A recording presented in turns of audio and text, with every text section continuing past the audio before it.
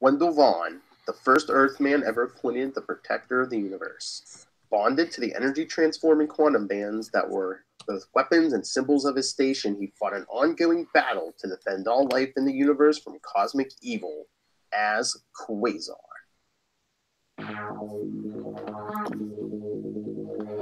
Hello, everyone, and welcome to the Quantum Zone. We're already at episode 3. I am Phil. Last episode we had Matt, so this time we are joined by Will. Hey, everyone. All right, and today, since I know Matt has his heart set on talking all those, the entire run of Quasar, I figured we get into, and I've been looking for an excuse to get into some Mark Gruenwald Captain America 379, guest starring Quasar. So, what did you said you read the Mark Gruenwald run, right? Captain America? Most of it, yeah. Okay. So had you read this before? Yes. Okay. It had been a little while, but yeah, I definitely had. I think it's a pretty good issue considering it's basically just like a team up, punch 'em up, and it's not even like the full issue because we get like that backup story in the back. Mm-hmm. And this wasn't, if I remember right, Ron Lim was typically the artist around this time, so this was almost like a fill-in issue or something. Yeah, because we did get a guest penciler and guest inker. Yeah, mm-hmm. Yeah, because this was like the issue directly after what was that? Streets of Poison. Oh yeah, that's right. Yeah. Yeah, we were getting Ron Lim art, and I believe he was back the next issue. So yes, one issue fill-in.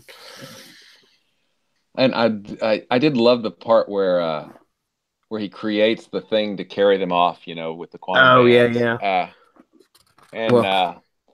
Because they're Captain America, Quasar, and Captain America's pilot John Jameson, son of J. Jonah Jameson. Or they're jogging in the park. They get a call for an emergency, and Quasar creates a little like thing to carry him and Cap to where is it at the courthouse? Yeah, and then Cap notices that, hey, I'm sticking to this. He goes, yeah, I've been working on it. Wouldn't do to lose passengers, and it's just one of those little tiny details that Gruenwald would come up with. And I'm sorry, when I read this again recently, I couldn't help but think of Winter Soldier. On your left. Oh yeah. John and Wendell, I'm sure are in really, really good shape. Mm-hmm. But they're not Captain America shape, right? No.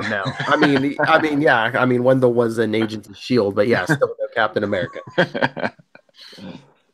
But it helps that Gruenwald was like the regular writer on Quasar too, so you got a good representation. But but I mean, look, they're changing in their uniforms. This is before I guess Wendell figured out he could use his quantum bands to just change to do it. Yeah. Because he could store them in the vans. Yeah, that was pretty cool. Yeah. But I'm going through it again, and they've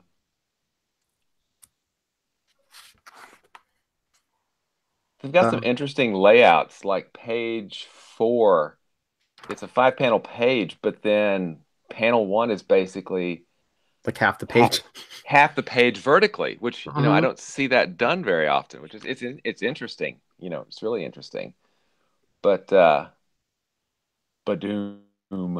This is not John Workman lettering Walter Simonson, but it's still not bad, Yeah.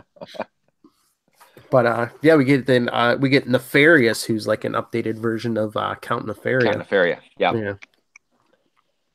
And then who was basically a stand-in for Superman, so Thor could fight Superman in the Avengers, right? Yeah, I think that's what it was. Something like that, yeah.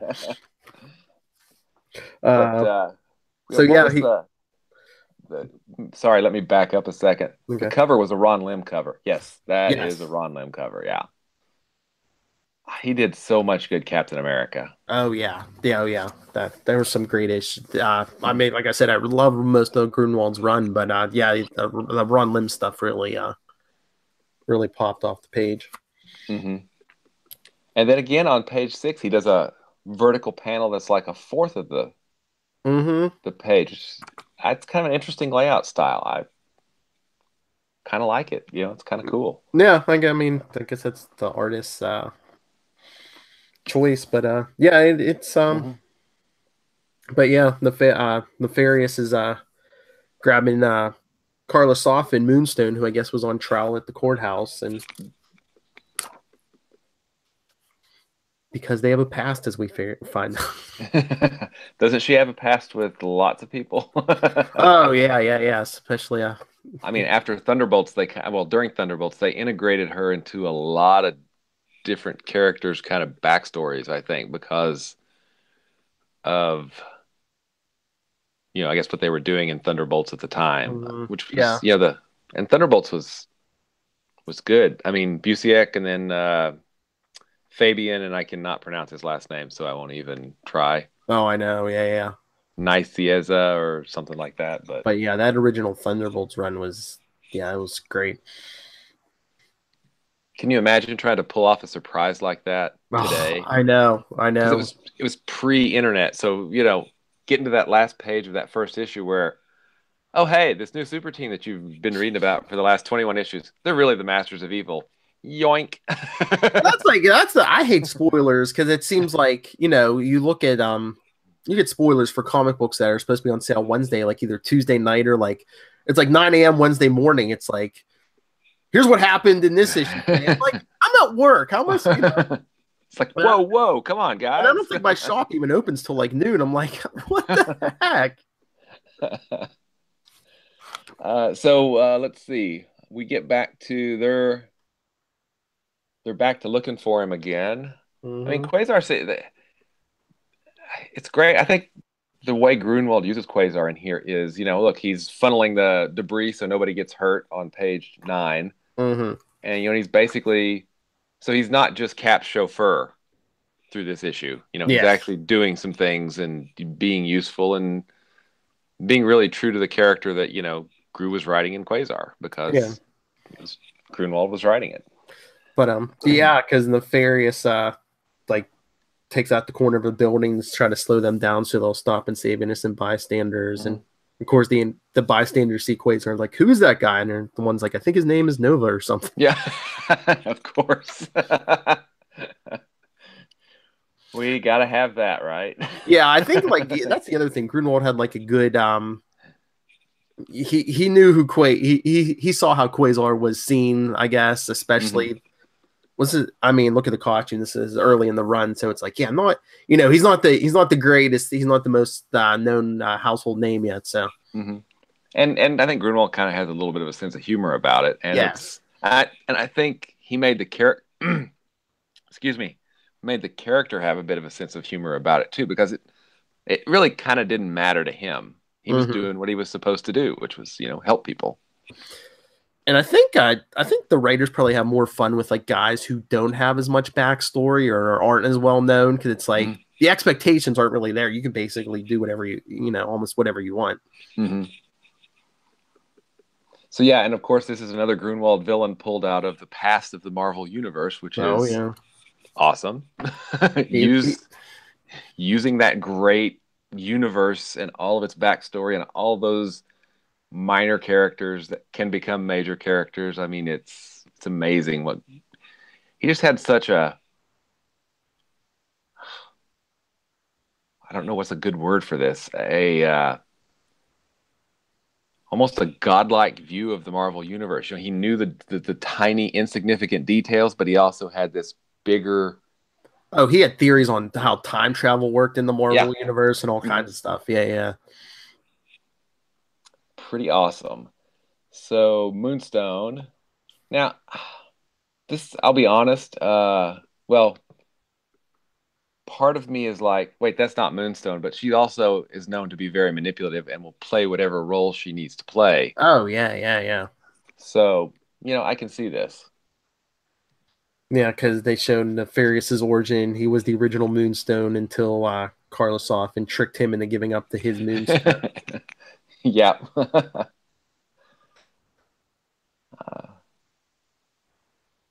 But yeah, you're right. She knows what parts. She knows how to manipulate people, and yes, and she's definitely manipulating him. Oh yeah, she's like, oh, I didn't know you were so manly before. Now I do. Yeah, playing right into what he what he wants. Yeah. And I still don't know why. I mean, he has mental issues, but I'm like, why would he fall for this? It's like, okay, what it took me going through all this pain and like get superpowers, and now you're attracted to me because I have superpowers. Yeah, not very bright, is he? Okay, Lois. Yeah. So, I mean, just the way she talks to him, I'm just like, oh God, that's so overdoing it. But he's like, that's exactly what he wants Well, to hear, you know? yeah, she knows. She knows.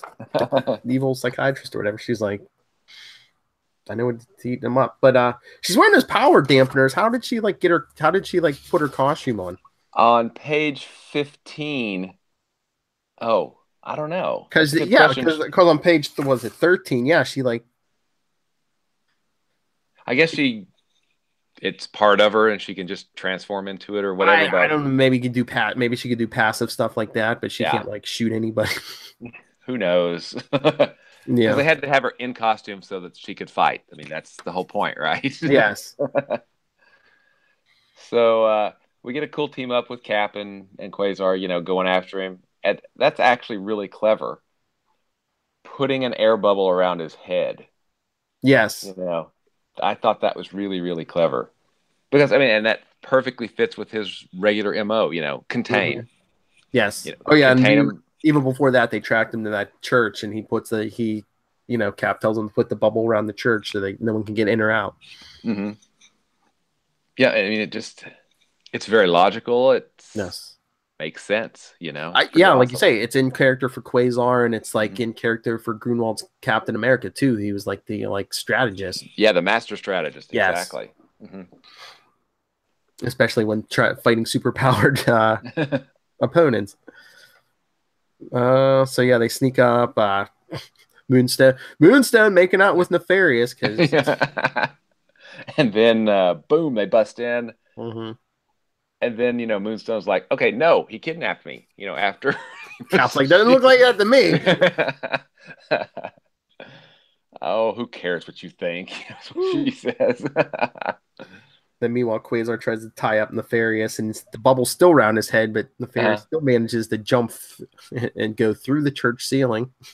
Oh, and it's a nice touch because they have a speech bubble for Nefarious there. And you can't hear it. You can't hear anything because nothing's getting out. I thought that was a very nice touch. I'm sure that was Grunwald. Oh, yeah.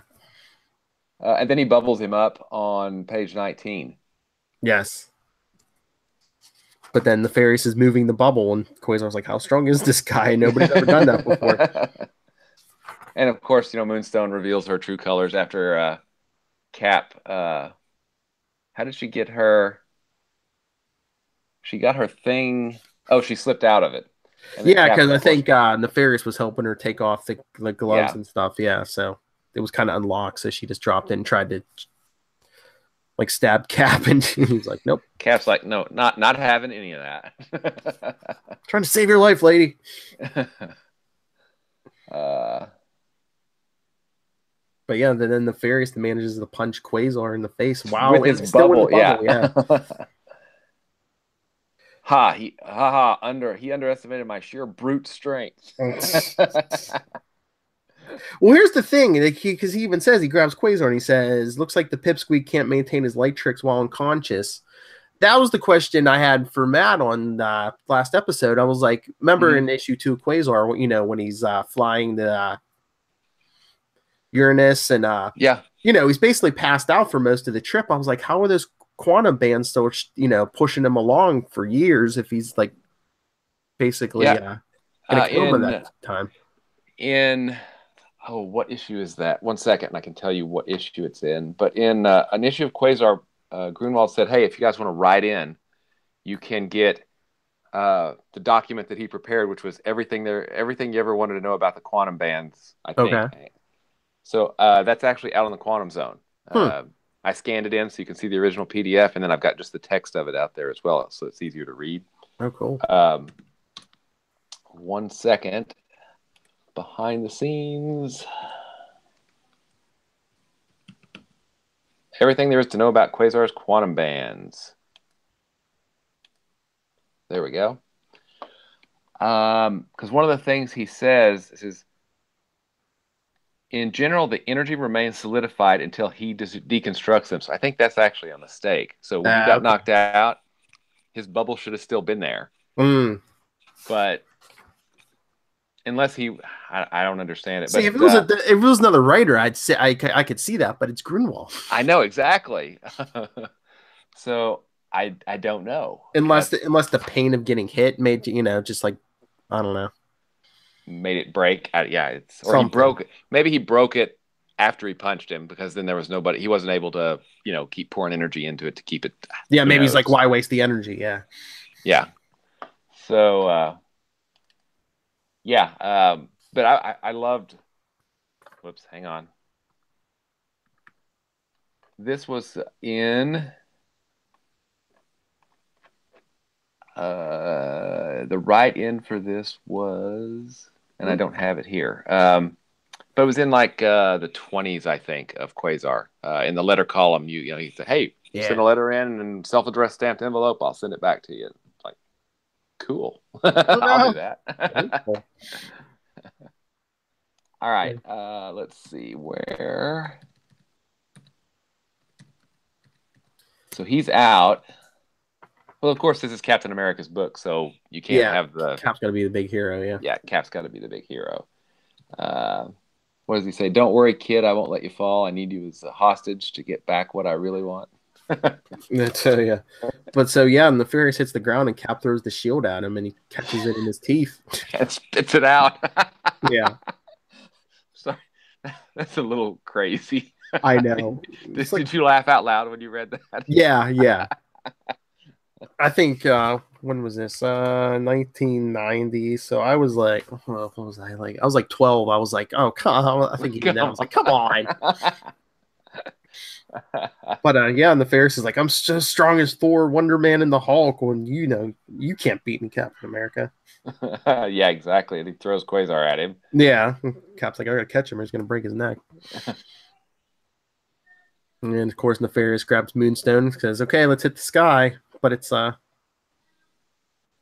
Moonstone that takes him out. Yeah, because Cap's like, I don't have a plan, but one's that ever stopped me before. And Moonstone basically blasts him on both sides of the head, knocks him out, which she thought she was going to get away, but Nefarious lands on her. Yeah, and he's a big brute, right? Yeah. And Cap's like, put your hands on your head, or I'm going to hit you with the shield. Which is, I think, a little unrealistic, because as Moonstone, isn't she also super strong? I think, but I don't think she's like in the Nefarious class. I mean, yeah, especially with the shield. I mean, you smack somebody up the head with that. Well, yeah, but I mean, she should be able to lift him pretty easily, is what I'm getting at. Yeah, I don't think the problem was lifting him. I think it was just like Cap being right there. Yeah, she's like, I don't have the time to lift him off. All right, let's see, and then he takes her back off to.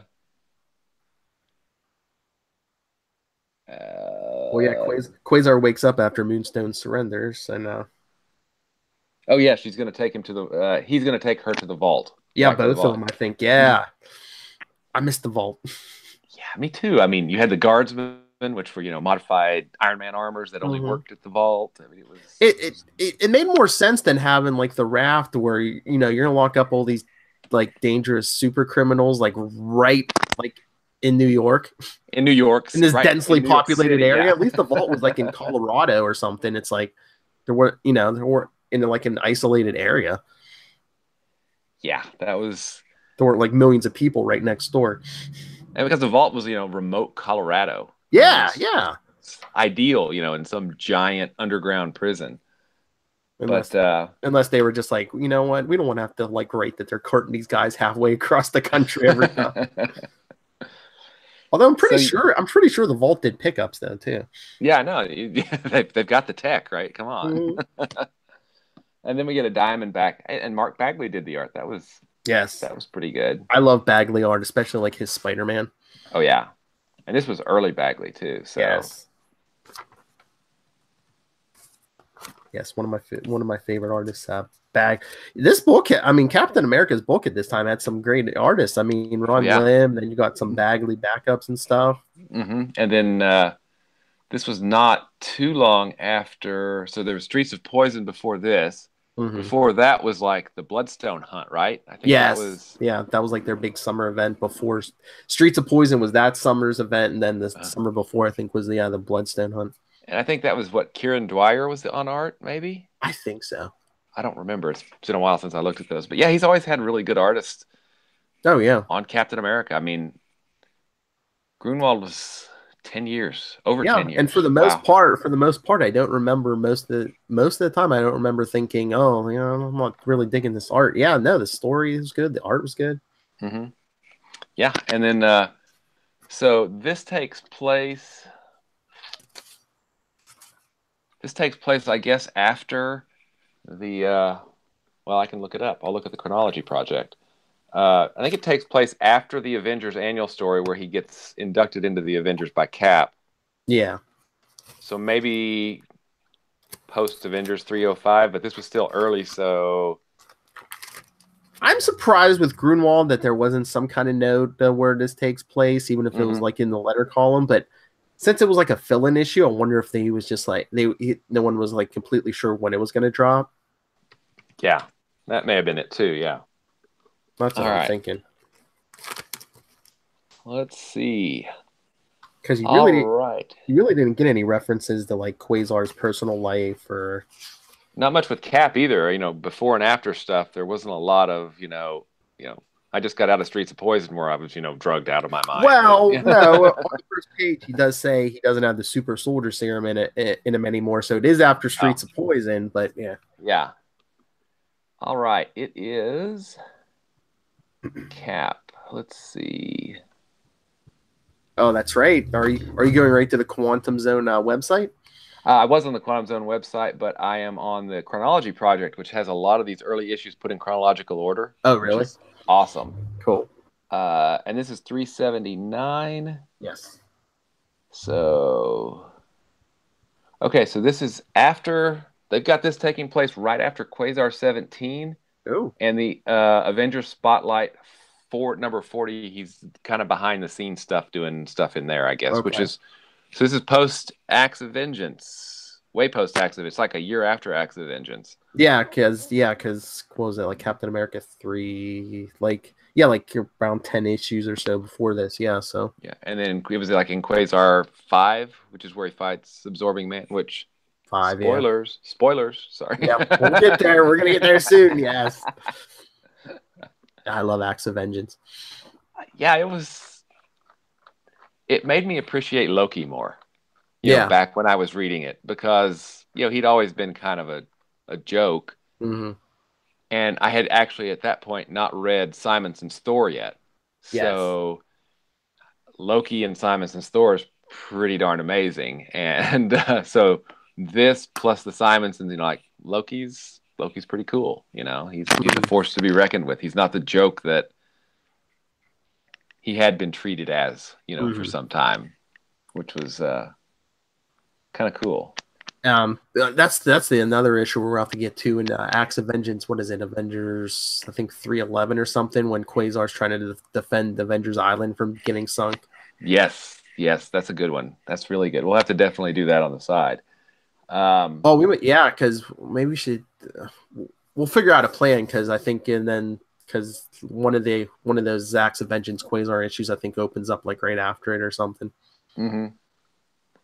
Yeah, and then I think that reminds me of the Avengers annual story where he actually tries to use the bands to lift the island, and I think he lifts it a few inches or something.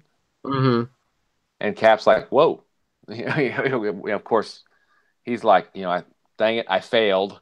And Cap's like, "Dude, you just lifted, millions of tons." Several inches. How is that a fail? I mean, I don't get that. Yeah.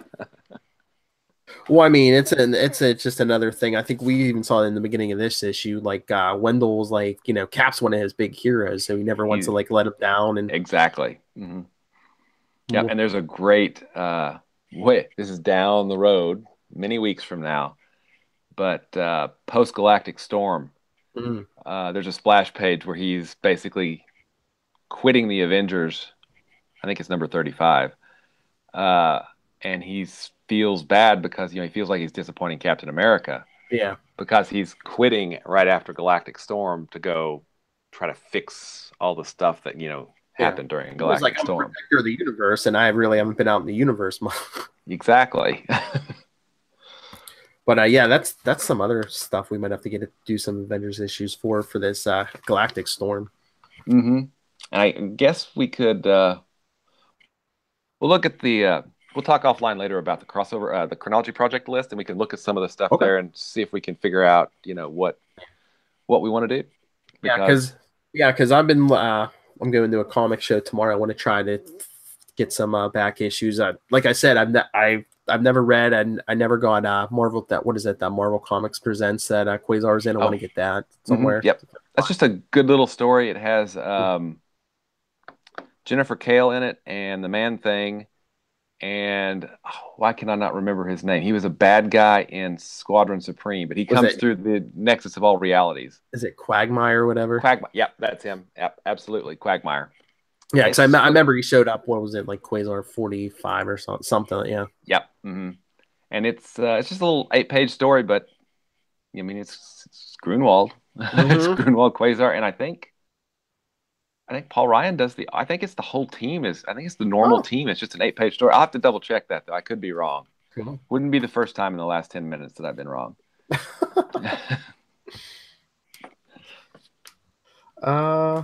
Yeah. So any other thoughts on this book or?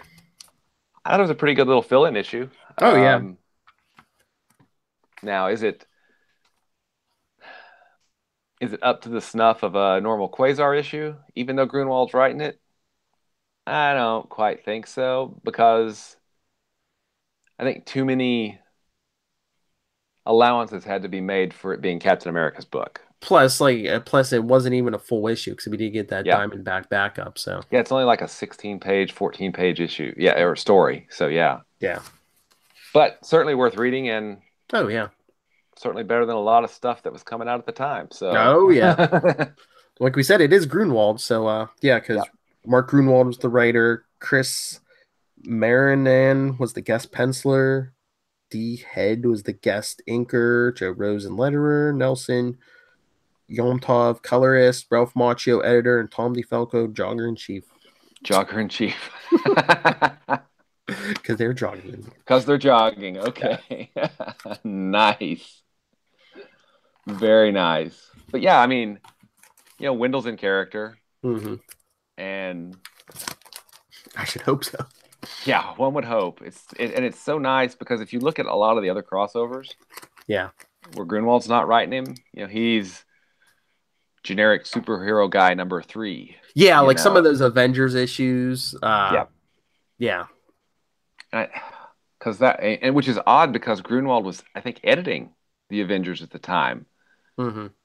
But he wasn't writing them. It was, I don't even remember who wrote them. I'll have to look that up. But you would think he would have been a little more on character. Once you add this, I mean, that might be hard too, because I mean, you got a ton of characters.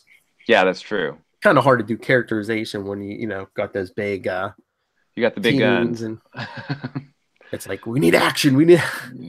Well, and if I ask you who the Avengers are, you're gonna say Cap, Thor, and Iron Man, the big 3, right? Mm-hmm.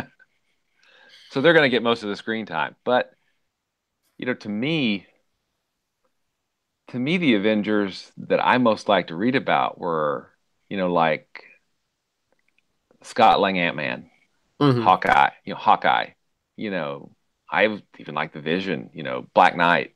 Yes. The characters that didn't have their own books, so that was the only place we got to see them. And that's where their stories got advanced. I mean, Roger Stern maybe like Hercules. Okay, which is, I don't know how he did it, but he did it. Must have been magic or something. But yeah, so Quasar, in my mind, the first 12 issues are good, solid superhero stories. And I may have said this last time. I probably repeating myself, which that happens all the time.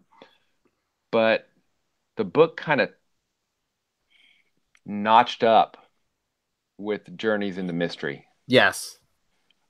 It he got out there. We had we had guys doing the covers. Awesome artists doing the covers. Steve Lytle, McFarlane, Mike Mignola, and Jim Lee. Nobody's ever heard of those guys before, right? Yeah. But I mean, we'll get to that. But I mean, that was like the first time he really got out into space, and and it's weird because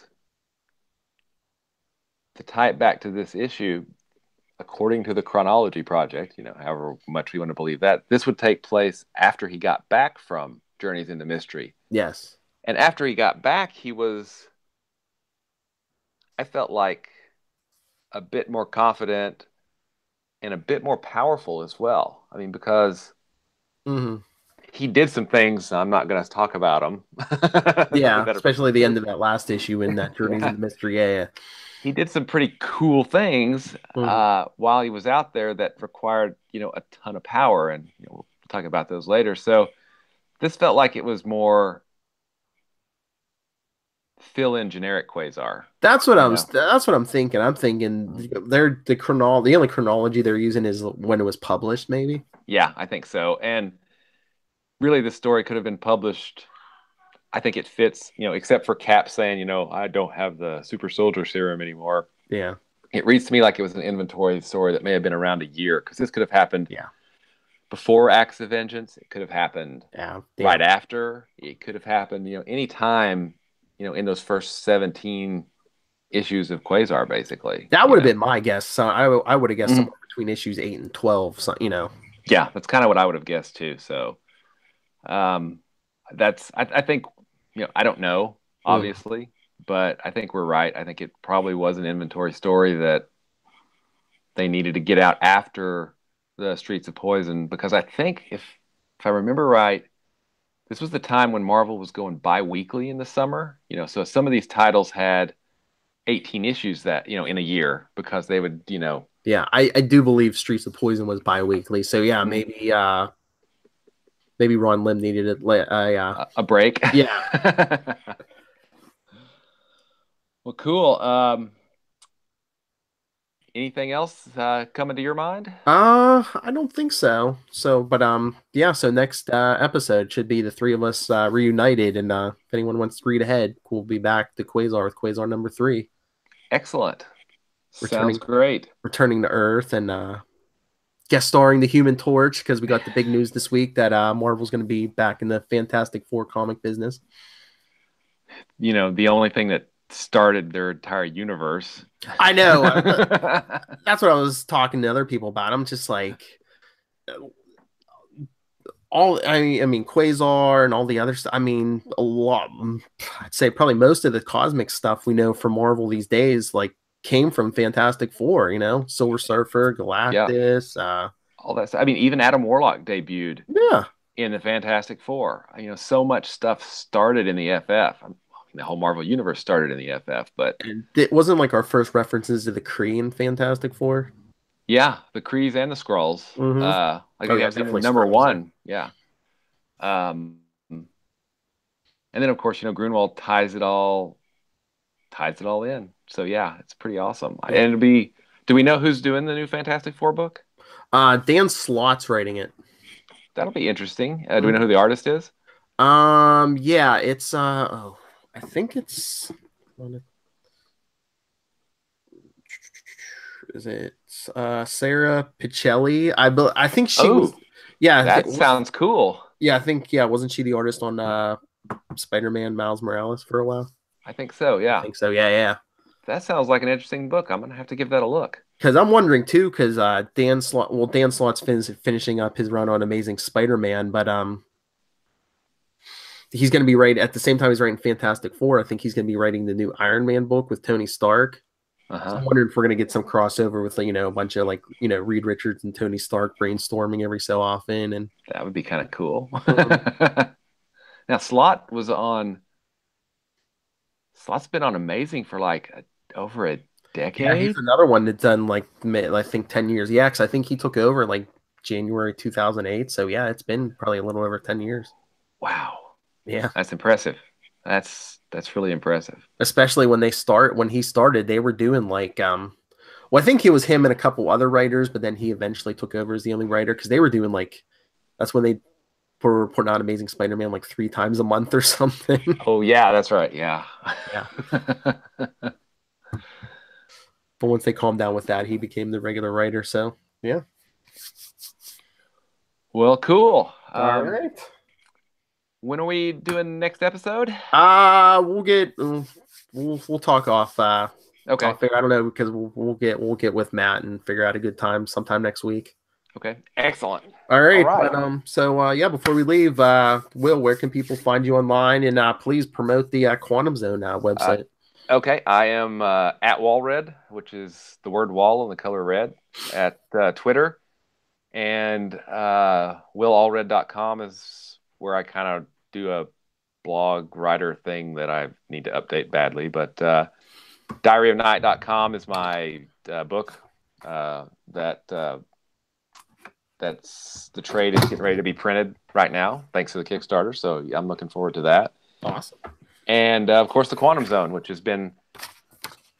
I checked. I actually first put it online in 1996. Ooh. Now it doesn't look the same, thank goodness. Yeah. But it's been around for quite a while. It definitely needs an update because it's if you go back 20 years, it's a product of the 90s. So, yeah. But I hope they've got some good stuff out there. You know, the original art galleries out there, the behind the scenes stuff, which has, of course, you know, everything you wanted to know about the quantum bands, which is what Grunwald wrote. And pretty much anything I could find about Quasar. I think I've got the, let me look at that real quick. It's the, in an issue of Marvel Age, Grunwald, he basically went through and showed how he plotted an issue and scripted it, and he chose Quasar number 11 to do that for. So he goes through that, and it's really interesting because, you know, it's from his Mark's Remarks column, Marvel Age number 90. There we go. So yeah, it's an interesting read. We can even talk about that when we get to number 11 in 9 short weeks, right? Oh yeah, remind me about that. Yeah, okay. I want to talk about it. Yeah, I'm going to go to the website, check that out. Well, you people should check that out too. But yeah, I told you, if you want to share the links to the podcast on the website, please feel free. Okay, it's been a long time since I've done an update, so it's about time I do one. So I'll put it in there this weekend if I can find the time. Get us more attention, you know, whenever. Yep. But yeah, give us more attention. If that should be our fan, you know, that should be our. If anyone's going to listen to us, fans of Quasar, that's our tribe. That's right.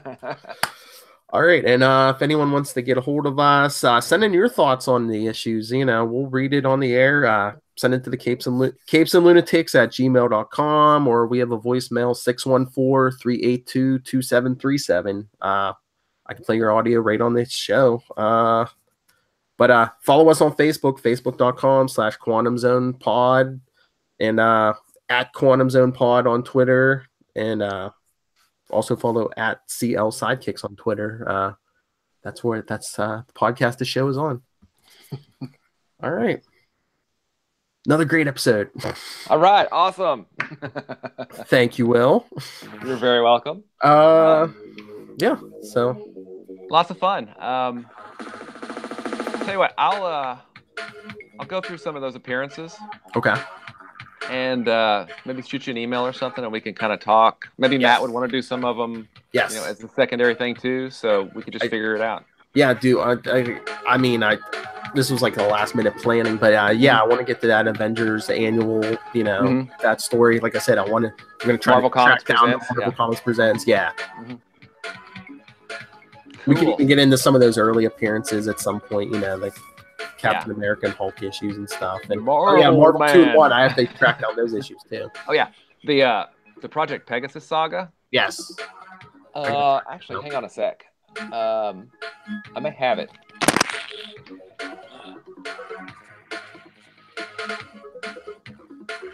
Thank you for joining us, everyone, and that is the business of a podcast. Until next time, protectors of the universe, keep it quantum.